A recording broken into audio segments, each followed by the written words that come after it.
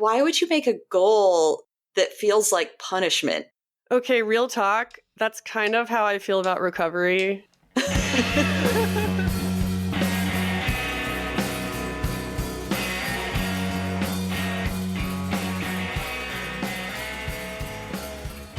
Hello. Is something different? Does it sound weird? Really echoey. What the fuck? Oh, wait a second. Testing. Oh, okay. Now you sound normal. Okay, there's an echo knob on my mic and I accidentally turned it. I mean, it sounded kind of cool. I was like, are you recording in a cave? Nah, not in the Bat Cave today. Okay. Hello, friends. Hello, friends. And welcome back to another episode of Pickles and Vodka, the mental health podcast that doesn't have a New Year's resolution. Nice. I am Christina. And I am Lauren. And I realized we forgot to introduce ourselves like the last 2 episodes.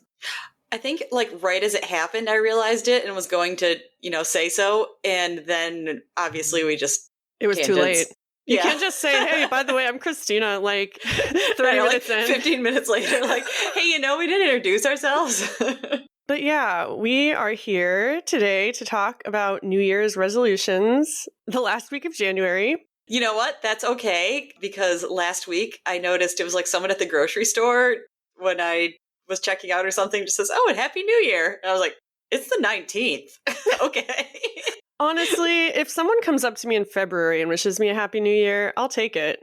Exactly. Spread goodwill. It doesn't hurt. So, yes, a few weeks ago, we came on to talk about how we feel about New Year's resolutions. And then we asked you guys what your thoughts were. And we're going to be sharing your answers today. But first, Lauren. Yes. Where are you at? Oh, man. I don't even know how to answer that question right now. I don't know what's going on today. Do you want me to go first? No, I just don't have an answer. Because I'm just like, even like yesterday it started, like, I just am, I don't know, exhausted with the day, with life. And it seemed to be collective yesterday. That's why it was interesting, because people at work were talking about it. And then I had 2 separate meetings with people that aren't in the office. And, like the first one, I even said, I was like, oh, you look like you're feeling tired. And she's like, yeah. It's like, so do you. I was like, yeah. I was like, everyone here does. And just like, it's a collective day thing. Well, there's a few things it could be, right? I feel like it's this time of year. We're in the dead of winter. Yeah. And the inauguration just happened. Yeah, except for a lot of people at work are probably, like giddy because of that. Oh, God. Yeah. We won't talk about that too much, but guys, we feel your pain and we're here for you. That's what I was basically just thinking as well as I was just like, I don't know, maybe, it's just we're feeling beaten down by winter. And the last couple of weeks here, it's been kind of like, okay, and then way below freezing, and then back to okay, and back to way below freezing. And I feel like fast temperature changes always make me feel like, ugh. Yeah, I mean, there's probably a biological reason behind that I can't explain because I'm not a scientist. Yeah, your body's probably just like, why is this happening? Yeah, it's been like that here too. But yeah, so when I was thinking, because I try to always think about answering that question because it's not like it's a surprise at this point. So when I was today, that's what I was just like, I can't even pinpoint anything. I just feel, ugh. So you're just not feeling any emotions. Mm-hmm. You're just a blank slate or of at exhaustion. least they're all buried right now with just a blanket of meh. Okay, well, I feel like I'm pretty confident we can get some emotions to come out in the course of this episode. Good. But first, do you have an answer to where you at? I think that's the quickest where you at we have ever done for you. I just didn't have anything. No, that's fair. Sometimes some weeks are like that. Mm-hmm. I am... Oh, God. I don't know how to answer that because there's too much. No. So last week, I think I talked about the escalating substance use and the increase in depression. I mean, I don't know how specific I was, but I kind of hinted that things were kind of going downhill for me. Yeah. Actually, that's something I kind of am proud of myself for, is noticing that things were going downhill earlier than I normally do. I'm sure everyone listening has their warning signs that things are not great. Yeah. Like for me, it's isolating. That's a huge one. And yeah, same. Increasing substance use and other behaviors. And yeah, my therapist wanted me to do another IOP, which is intensive outpatient program. It's 3 days a week where you go in and you have therapy for a few hours. And so I went to this treatment center right by my house that she recommended, and they did an assessment, and they want me to do PHP, partial hospitalization program. Which is a lot more time. Yeah, 7 days a week. It'll be 9 to 3 for 30 days. I've decided to do it because, like I said, I'm trying to preemptively stop the crisis in its tracks. It feels like I don't need it. I feel like a giant imposter, but I think, yeah, it is a sign of growth that I'm like taking care of myself before things get to an unmanageable place. Yeah. And really, I mean, I understand the feeling of like, I don't really need this right now because things have been worse. But obviously they assessed you higher than you expected. So, yeah. I thought it was a joke at first. I've been there. Well, first of all, every time they ask me at these places, like, what's your drug of choice? I feel so stupid saying Benadryl. Right. Because that's not a real drug. And even the counselors sometimes are surprised, and they don't hide their surprise, and it's incredibly invalidating. I believe it. But yeah, I'm a 32-year-old person addicted to Benadryl, and it's embarrassing, and it's a problem, and I'm going to deal with it. Hey. So yeah, that's pretty much where I've been at this week. I cried today. Amazing. Yeah. I don't know if you're like me. I'm like, I was just going to say I probably didn't cry in 2024, but I was like, wait, yes, I did, because that's when I found out that Pico was doing bad. But that's probably the last time I did. And that was, I don't know, like September. Damn. Yeah, can't relate. I mean, I don't cry often, but I don't know. It was family stuff, political stuff, and I was just lamenting the relationships that were, because I'm never going to get them back. And it made me really sad. I don't know, like, how much you want to talk about this, but, you know, I did see your one post about your dad, and I really felt that because I feel the exact same a lot of times. So that one kind of hurt. I mean, he's never going to listen to this. I don't think my mom listens anymore. But also, why am I afraid to talk about that? True, on my platform. You say things about how you feel about your family here, knowing they could listen. It's just a really, I mean, because I'm queer and I came out over a year ago, and I'm still kind of figuring out where I fall, like on the spectrum of gender and sexuality. And Trump has declared that there's only 2 genders. Right. And I don't know, whenever that man talks, it's like I hear my dad. They hold a lot of the same values, and it just really stings because I know that my identity and my authentic self will never be as important as their beliefs. It just hurts a lot. I don't feel like I'm ready to talk about it today, but I know a lot of listeners can relate, and we'll probably do an episode about this at some point. It's almost the opposite from my dad. I mean, he's always been a Republican, so I don't know if it was just, like going along with his party. But I feel like my dad, I don't even know that he would care about some of these views, but it's just really important for him to parrot everything that Fox News says. Ugh. So, yeah.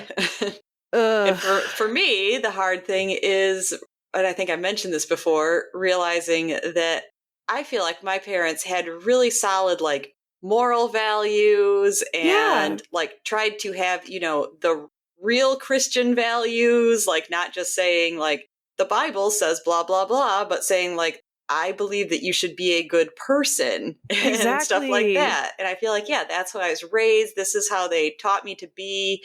And suddenly they are idolizing someone who is clearly none of that. And I don't understand. It feels hypocritical or like I've been duped. Yes, and you're not crazy for thinking that. Like, there has been a big shift, I think. Not to say that my dad probably didn't hold some of these views beforehand and I just never realized. I mean, the man made us listen to Rush Limbaugh in the car as kids, so... Oh, so did my dad. Okay, we have that in really? common. Yes! Oh, I hate that for us. As a kid, I teased my dad about that being his big hero, so I mean, there's 3 people that my dad idolizes. Are you ready? Mm-hmm. Rush Limbaugh. Mm-hmm. Donald Trump, Ronald Reagan. We have the same dad. Laughs through the pain. But yeah, I think I'm done talking about that stuff. That's fine. But it's a beautiful new year full of possibilities. Yes, we are still fresh into 2025. And speaking of which, our listeners had some thoughts on New Year's resolutions. All right.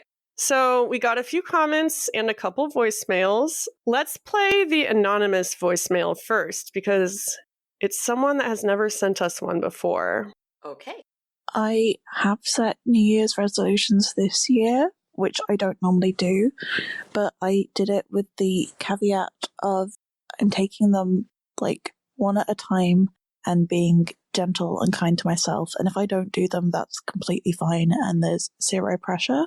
So I have successfully got brushing my teeth back into my routine, which is a thing I've been wanting to do for a long time. So that's really nice. I am working on going outside more. I'm also working on actually reaching out to friends, but that one I think is more of a rest of my life goal. Please feel free to edit this. This is a bit of a mess. First of all, it's not a mess, and you are lovely. I really liked that they emphasized gentle New Year's resolutions. Me too. I think that's the way it should be. It's great to have goals, and if they so happen to coincide with the new year, then that's great. Whatever helps you, but you shouldn't be so dead set on them that if you don't do them, you think you're a piece of shit and you hate yourself. Yeah, that's like the main thing I wrote down. Is like, it's fine to not do it. And I loved that. If you do it, I think it has to be goals that actually benefit your life. Yeah. And brushing your teeth is a great example of that. I liked that, not only were they positive ones for themselves, but also that they made the point, I wanted to start doing this. So, I'm glad that I have. And it seemed so different, than people that are like, my New Year's resolution is to go to the gym 5 days a week. I don't actually want to go to the gym. I just feel like I should. Exactly. Other people touch on this too, but it's just really toxic, especially when those people will post endlessly about their fitness regimens and stuff. I don't know. But yeah, brushing your teeth, amazing. Going outside more, amazing. Also, reaching out more. Yeah, I think that's what we ended on is kind of de facto mine this year. So I'm with you. And they said it was probably going to be a rest of their life goal. Yeah, which also makes sense. If you know that it's a big undertaking, I'm not going to automatically be perfect at it because I work at it for a couple months. It could be the rest of my life and I just improve a little. Yeah, exactly. I think we're all so caught up in instant gratification that we expect to meet our goals within a certain amount of time, or if we don't, then we're a failure, or if we need to have that goal for the rest of our lives, it means we're never reaching quote unquote perfection. But I found a lot of relief when they said that, because we all have things like that we know we're going to work on the rest of our lives, and it does feel like failing kind of to admit that sometimes. Yeah, to not get there. Especially if you're someone who has chronic illnesses, I think New Year's resolutions can be kind of ableist too. Yeah. Because they don't take into account that some people just don't have the option of changing these things in their lives, you know? But yeah, thank you for sending in that message. This is for you. Okay. You got the idea. The next voicemail is from Jess.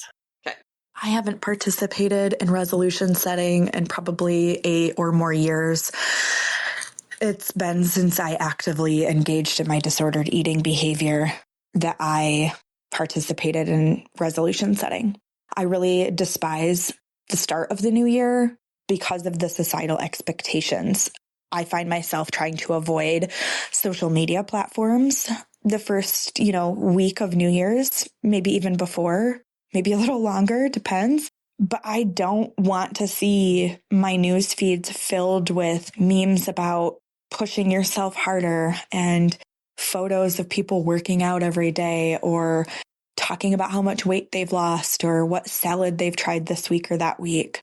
I applaud you if you're doing it in a healthy way and that's what you need to do, you want to do to be healthier. But I'll be damned if I'm going to end up applauding somebody on accident that is engaged in inappropriate eating behaviors. I don't want to encourage that. And I don't like that that's become the expectation. Why can't the new year just be about abundance and prosperity? Why does it have to be about weight loss and physical fitness? So I can't say I participate in that. What do you think? I thought it was interesting because I realized I think that's where I got my kind of hesitance or unwillingness to make New Year's resolutions was because of the time where all my resolutions were related to weight loss and eating disorder. But I definitely was fully engaging in it when I decided that. I think it's around the time where I just kind of like recognizing that it was part of me, but hated being a cliche about it. Yeah. So that's why I stopped. And Jess mentioned it had been 8 years since she did that kind of thing, which is amazing. But yeah, no matter how far into recovery or whatever you are, you're going to see that kind of content. It's inevitable this time of year. Luckily, I don't see it a ton because of the way I've curated my feeds. Same, but there's definitely years in the past where I have. I also thought it was interesting that she equated New Year's resolutions mostly to like weight and working out. Mm-hmm. Which, as the resident advocate for New Year's resolutions, I feel like they're not all like that. I agree, but I feel like what I see in the world, like it's become what we have preached. Most people think that that's what their resolutions should be at this point because that's kind of like the de facto. Is it? It feels like it. Maybe I'm out of touch. I'm getting that from talking to people, you know, like family, work people, people that I have known for years that I have always known to have a quote unquote healthy relationship with food or with their bodies and things like that. But it feels like as soon as New Year's comes around and people are like, New Year's resolutions, like, oh, well, I should probably try and lose X pounds. Yeah, and it's usually coming right off the holiday food, and everyone's like, oh, I need to lose weight, I need to eat better. Yeah. Which when people say eat better, that drives me fucking crazy. Because too. What the fuck does that mean? I know. Like, it's different for everybody. Do you have a dietitian? No? Then you don't know what you're talking about. And I include myself in there. Oh, yeah. But people that say that, I have to admit, sometimes I then like secretly judge them for that because they're like, my New Year's resolution is to eat better. And then I literally see them eat a salad for lunch at work every single day for the next month. And I'm just kind of like, variety. Yeah. Like, just because you have a salad does not mean you're eating better. Is there protein in there? Right? Are there healthy fats? Exactly. Is that a balanced meal? Oh my God. What are the exchanges on that? Oh my God. I mean, I feel weird talking about this because, like, I am not doing the best in that area right now. Like, there's very few foods right now I can eat without feeling triggered. And even talking about it, I don't want to be triggering, but, like, there's this voice in my head going, you do need to eat better. And I'm like, well, no, I don't need to change anything just because it's the new year. I don't know. So you're giving yourself an excuse, even though part of you knows, like, regardless if it's the new year, something needs to change. Yeah, but for me, I kind of use it as good motivation. Like, sorry, I had a nap before this, and I'm kind of, like, not the most articulate today. That's okay. I have felt that way all day, like I said. Yeah, we're in the January slump, y'all. Yeah. The other thing that I liked that Jess said that I just feel like I use in general, that all this pops up on social media, so she just knows to avoid social media at that point. Because like we said earlier, you know, like I maybe don't see as much of that stuff on my social media, but there are other times. And I feel like, you know, just kind of look out for yourself. If you know, like everyone's going to say something that's upsetting you, maybe just take a week off. I mean, easier said than done. I guess depending on who you are. Yeah. I mean, first of all, these things are designed to be addictive. And also, some people, like, legit need it for their jobs. Like, I've considered deleting Instagram, but then I'm like, well, I have to keep it for the podcast, which no one really engages with anyway. So it's not a really good excuse. No shade, y'all. Instagram, whatever. We don't really care. But I recognize it's hard for some people to step away. I also, like, in the past few weeks, have realized that it's kind of inevitable that we have to step away at some point. Mm-hmm. Like, they want you to think that you need them. Yeah. And that you're going to be missing out if you log off. But, yes. like, do you really want to let them win? Exactly. That's how I feel about that.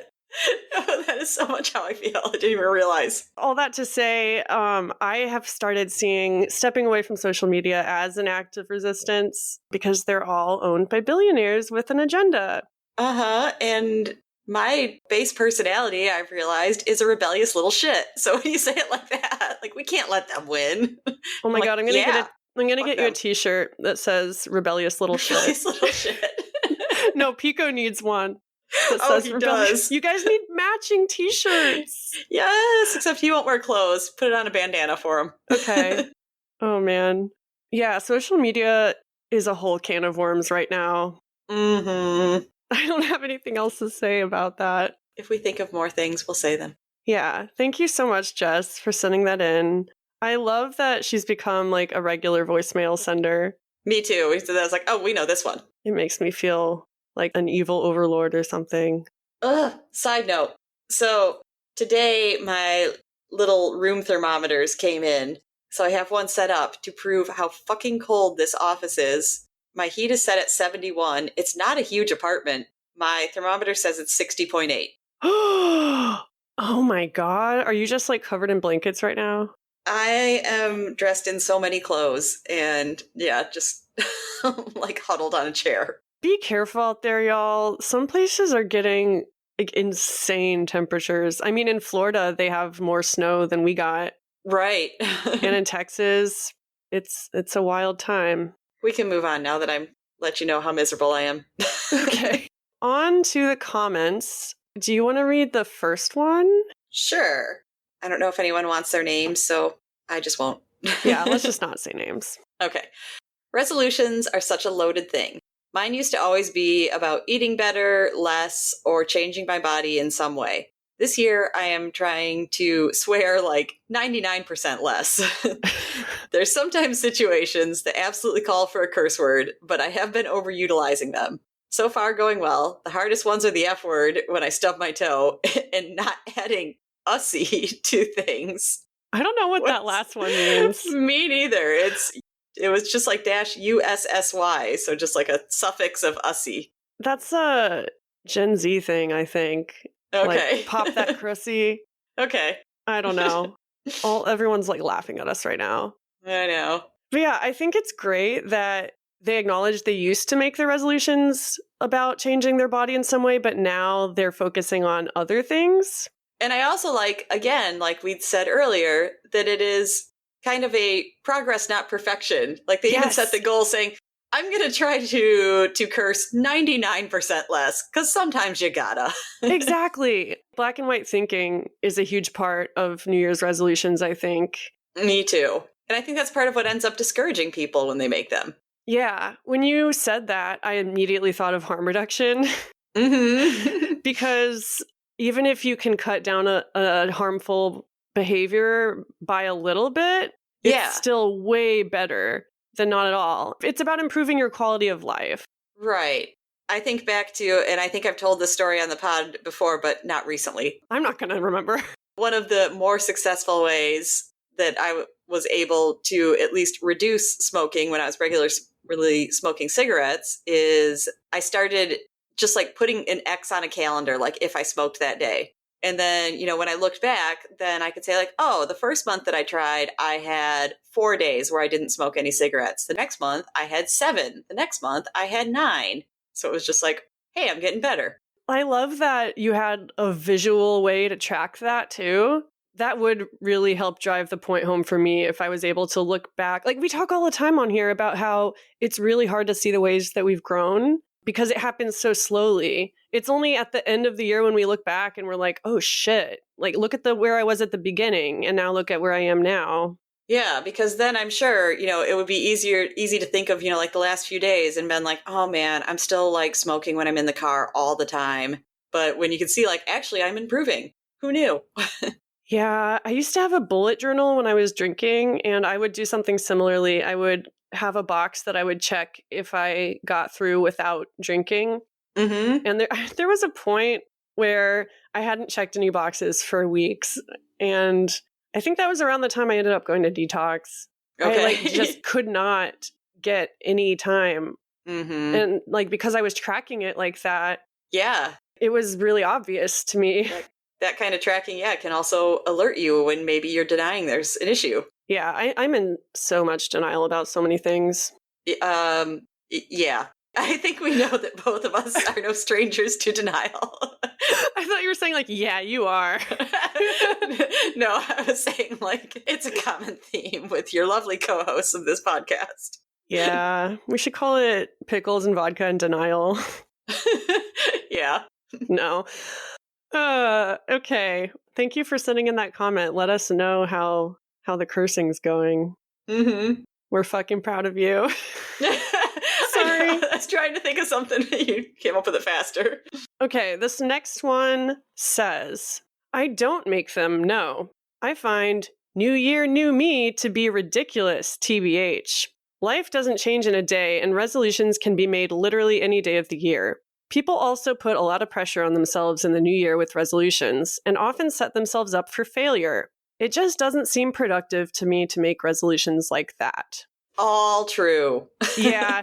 I mean, I think it's one thing if you're making goals consistently all year and then you just happen to use New Year's as an excuse to make more. But if you never make any goals unless it's New Year's, I don't think you're going to end up meeting those goals, TBH. TBH. Anytime you put pressure on yourself to meet a goal, you kind of are setting yourself up for failure, you know? Yeah. And the way this comment described it feels like the way that most people are just conditioned to look at them. And that's why I like that we are pointing out alternate ways. It can be positive. Yeah. Even though most people take it as the strict interpretation and don't do themselves any favors. Oh, I wanted to talk about the phrase New Year, New Me, because I think we went through the whole other episode without saying that. Oh, good for us. That's the kind of thing I say as a joke. Same. I was we're just reading that instantly, brought my shoulders up against my ears. I was ugh. Yeah. I hate when people say that and then mean it. Ugh. I mean, it's like that thing that I tend to do in life, which is to move to another city to escape my problem. Well, yeah, I've done that a couple times. Well, but you can't escape yourself. Not a hot take, but I think some people view the new year as a new city, kind of. Right. You're literally going to be a new person. The slate's wiped clean, your problems don't exist. But that's just not how it works. And even when I have made moves like that, then I know, because when I moved to Chicago, that was part of what was annoying about it. Is before that, I'd lived with the emotionally abusive boyfriend, and when I would talk about wanting to move to a bigger city, that's what he would tell me. Is he'd just be I don't know why you think that's going to change anything. You're still going to be the same person. Nothing's going to be any different. And I was kind of well, I'm in this tiny town in Michigan where I can't do anything, and the economy is so bad right now. I'm struggling to get a waitressing job with my college degree. So I thought a city with more people could help that. It's not going to make me a different person. I get that. But yeah. I mean, that's kind of the situation I find myself in now. I do want to move, but also I don't think you know reasons why your current environment is not doing good things for you. Yeah. So I think that's a valid reason to move. That's not saying everything's magically going to be okay because I move. Yeah. Okay. The next commenter says, similar to the other comment, I feel silly for trying to make New Year's resolutions and rarely do. Although the past few years, I have given up EC stacking, energy drinks, and Diet Mountain Dew. All started on the New Year cold turkey, and I kept to that. So I guess I sort of do them, but I hate the pressure that comes with it. But for this year, I just wrote down some things on my fridge to try and be better with. Connect with nature more. Florida has pretty spots, so I want to walk more and explore through those. Also, I'm slowly getting rid of plastics in my kitchen and coated cookware to think more about forever chemicals. Also, no more bringing a multi-pack of alcohol home. It just leads to food delivery and binging and purging. So far, I've been doing good with these. Oh my God, I am so impressed. I know. Good job. I don't do New Year's resolutions, but here's all the things that I've absolutely kicked ass in. By the way, I'm killing it. Yeah. Yeah. Oh, man. For those who don't know what EC stacking is, by the way. Oh, that was one that actually just like sent me back to a place when I read that. Yeah. I don't know how to It's not a good thing, but I guess because whenever I see it, that's something too that I think of the old days when it was even worse than it is now. Yeah. That's when you could actually get ephedra. That's what the E stood for. Yeah, so it stands for ephedrine is all you could buy now. And caffeine. Ephedра's been long banned, yeah. Yeah, but certain medications still have it, and so people will mix those with caffeine, and it gives you a lot of energy, and it suppresses your appetite. And a lot of people in the fitness community do it, not just eating disordered people. Yeah. Which there's a lot of crossover, to be fair. Yeah, that's true. But yeah, I used to do it all the time. And there was actually a third letter that we used to add, and I'm not even going to say it because I don't want to give people ideas.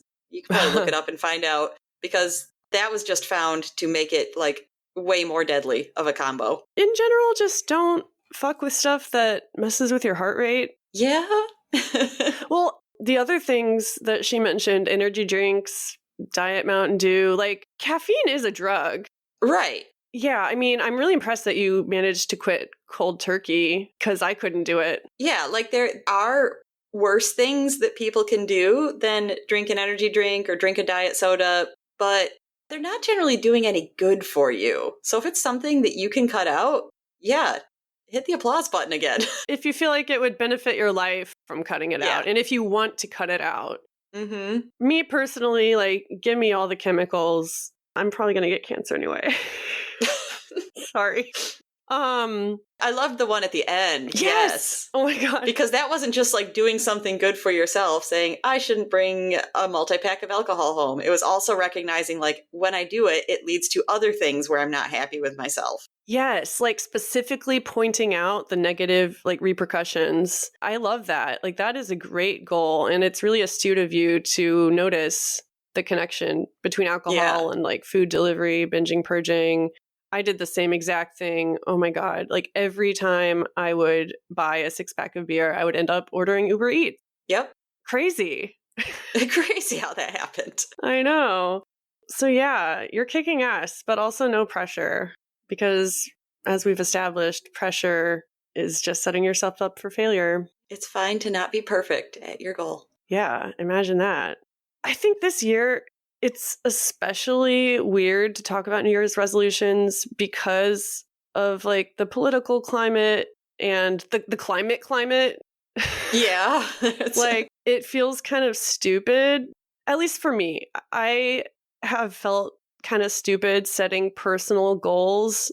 Like, I'm going to take more hikes. Like, I'm going to go camping with my sister. I'm going to get more tattoos. Like, those are all things that I want to do that are fun, but in the grand scheme of things, it seems really insignificant.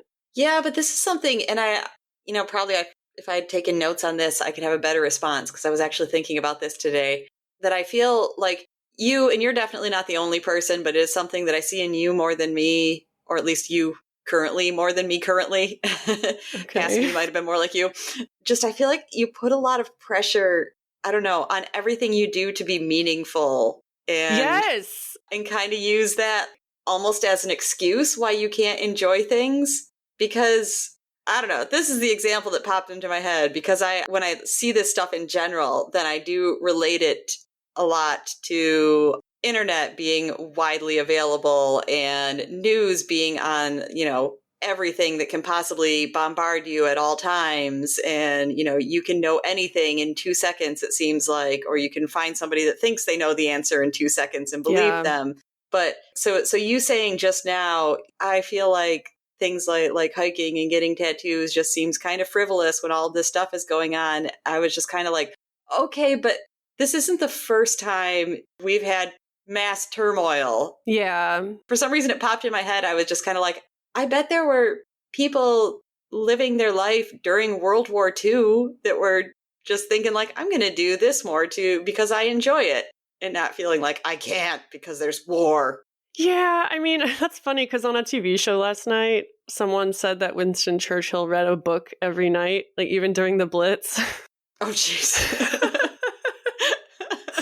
I don't know why I thought of that. But yeah, I know. And I need to hear that. It's just, I hate to use this as an excuse every time, but it's the way I grew up thinking that like you have heaven and earth on your shoulders. Like it's your responsibility to like spread the word and save people from eternal damnation. And everything is right or wrong, good or bad. You know, everything has long lasting consequences. And so when I think of goals I want to set, I do tend to dismiss the ones that I deem more frivolous, like you said. But we've been through this before last year when I got burnt out, you know, going to all the protests and stuff, and I wasn't taking care of myself. Mm-hmm. You just can't do any sort of meaningful work if you're not giving yourself something joyful or whatever to look forward to. Right. And that's one thing we never talked about is goals as something to look forward to. Oh, yeah. Yeah, that's a great thing. Because the best ones that we've been talking about have a positive outcome. Yeah. So, yeah, there should be something to look forward to. Basically, like some of the ones that, you know, we have said through the course of this episode that we feel like people make because they feel like they have to, and then they just like work hard at it and don't get any enjoyment out of it the whole time until they just give up. That feels like, why would you make a goal that feels like punishment? Okay, real talk. That's kind of how I feel about recovery. I mean, right?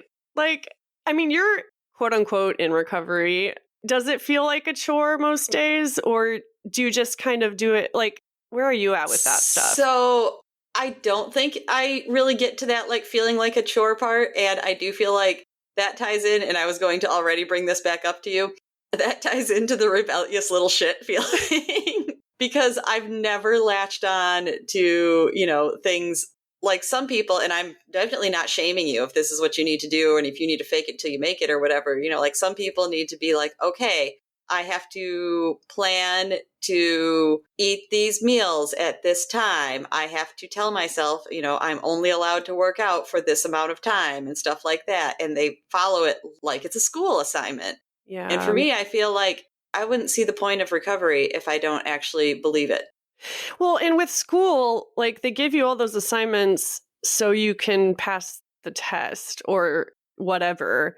In the context you're talking about, like planning your meals and stuff, because you know that you are sick and you need to, not as a control thing, but because you know that that's part of your treatment. And I think that goes with that one comment, the multi-pack of alcohol leading to binging and purging. Like there's being strategic about your goals, and you have to know yourself to do that. So I think it was last week, maybe, when I had my last dietitian appointment. This was part of something that I wrote to her, and it was kind of like after I wrote it, then I realized like this is sort of why rule following in recovery does not work for me. It doesn't go with how my brain works. Because I told her, I also have a hard time being willing to focus on specifics when asked things like what I'm eating, because I'm aware, even though I'm making it my focus, that it's about the thoughts and feelings, not the food.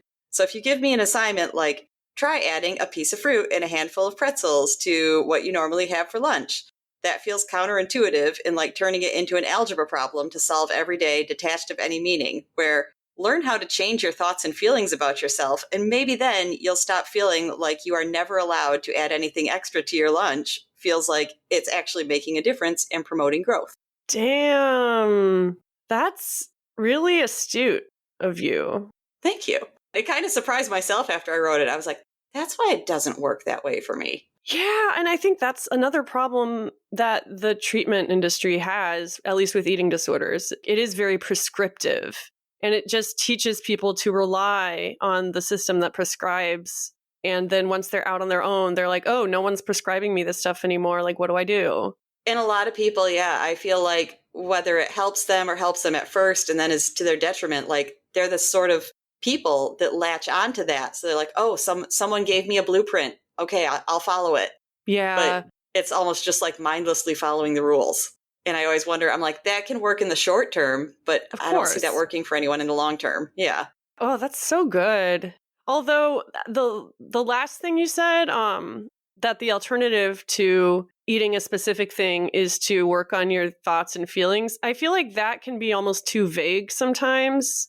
Like, it is. You have to pick something that is somewhat measurable. At least, like, for me, that's what helps me.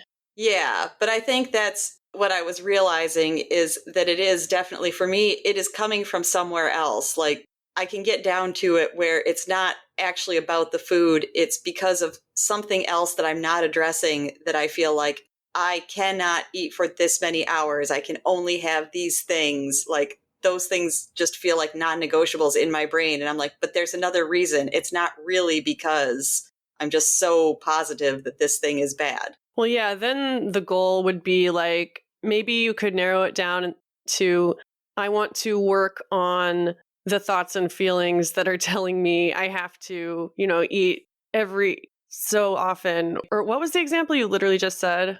I don't know. It doesn't matter. Like, why do you feel the need to police yourself in such a way? Right. And I just feel like once you get that answer and know how to work on that, to me, then it's just feel like that's what you work on. And then those rules you've set for yourself suddenly don't seem so important. Yeah. And it's sometimes hard to figure out what to work on, which maybe that can be a goal, like finding out what I need to work on in therapy or whatever.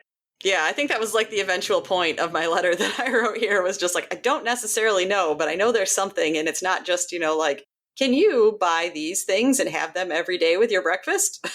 I could. Yeah, it's never just the food.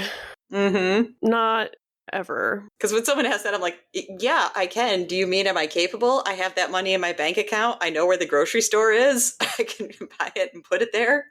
But okay, I will say, and this is another thing I've been thinking a lot about this week, is how little I trust myself. Ooh. Because you can make all the goals you want, but if you don't trust yourself to carry them out, what's the point? And I think sometimes in the early stages of treatment, it can be helpful to maybe add a bag of pretzels, like you were saying, for 5 days. And then you're like, okay, I trust myself that I can do this for 5 days. You know what I mean? Yeah. I was going to say, I feel like to me, that's coming at it a slightly different way, which I respond to better, which is saying, give this a try. And, maybe at the end, you'll realize the world didn't fall apart. Yeah. It's kind of, just testing the waters. And yeah. It's just, I don't trust myself a lot right now. I gotta be honest. No, I agree with that completely. Yeah. Especially with the substances, I just don't see myself getting off all of them completely without re-engaging with my eating disorder, because we've talked about this a lot, symptom swapping. Exactly. Yeah, when you just swap out one bad behavior for another. It's something you've been relying on is good, or is gone. I was going to say is good. No, something you've been relying on to get you through things is gone, and you're just scrambling for whatever else. Yeah, I don't really know what to do about that.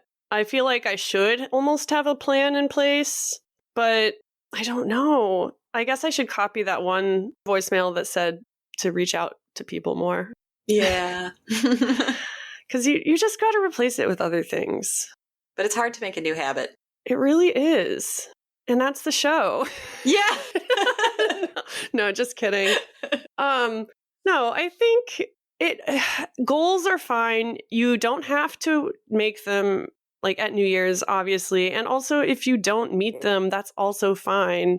And yeah, if you do set a goal, just make sure it's something that you want to do and that is attainable, I guess. I just even say maybe ask yourself why you're setting that goal. Also, how about this? Why don't you make a goal and not tell anybody about it?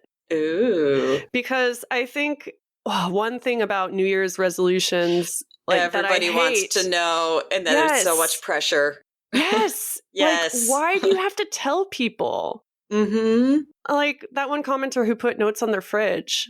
I love that. Instead of just blasting it on social media. Right. Just, keep it to yourself. Yeah. I don't know. I'm tired. I have a full weekend of work in front of me, and then I start PHP on Monday. So yeah. It is my topic next week, though, y'all. So I'll be curious to see what I choose. What you come up with.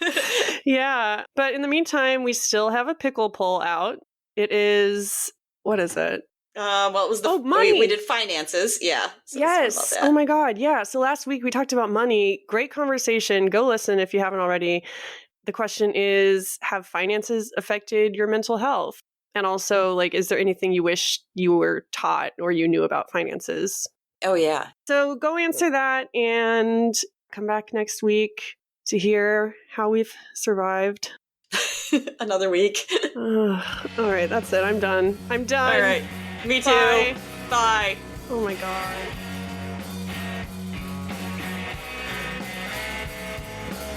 If you like what you heard, tell a friend about the podcast.